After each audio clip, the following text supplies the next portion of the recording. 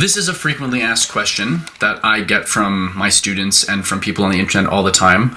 On those really cool replay strips that you can see on finals or in the colored areas of World Cups or the colored areas of NACs where video replay is, the ones that have the colored border around the strips, those borders are not part of the strip.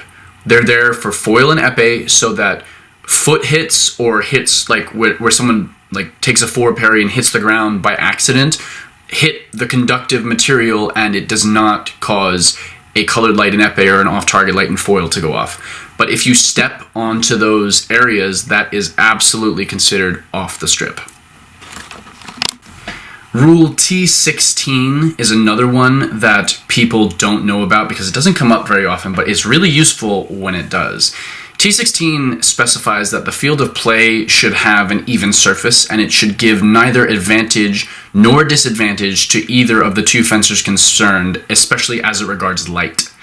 This situation comes up sometimes. Actually, it came up last year in the Madrid World Cup, where there were a bunch of windows around the room, and at various points in the day, sunlight was flooding certain areas so much that certain people couldn't see. And I know that certain fencers were complaining about this and were essentially just told, well, come on, we can't hold up the competition, so just suck it up and fence it out. But according to Rule T.16, there should not be an advantage or disadvantage offered to either fencer based on the orientation of the strip.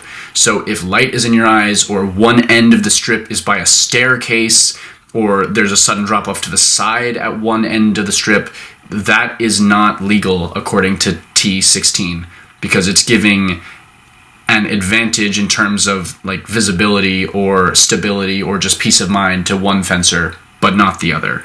So if you do have a situation where you can't see during a bout, but your opponent can see perfectly fine, cite Rule T.16 and the DT will have to halt the bout until they can either wait until the light passes and it's no longer a problem, or they can secure another place for you to fence.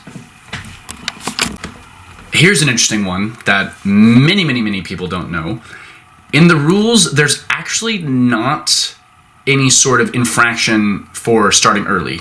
It does say the fencers are not allowed to move before the word play, but there's no actual penalty for what happens if you do.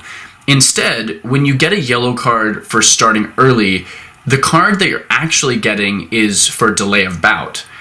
According to Rule t.43.2, any fencer who attempts improperly to cause or to prolong interruptions to the bout is penalized for doing so with a card.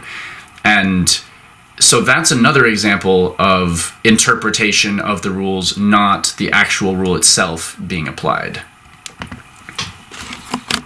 And last but not least, I'd like to thank my Emerald and Platinum patrons, David Amrani, Jonah Atkinson, Tiffany Miller, Roman Bruce, and Veronica Saran for their very generous contributions to this channel.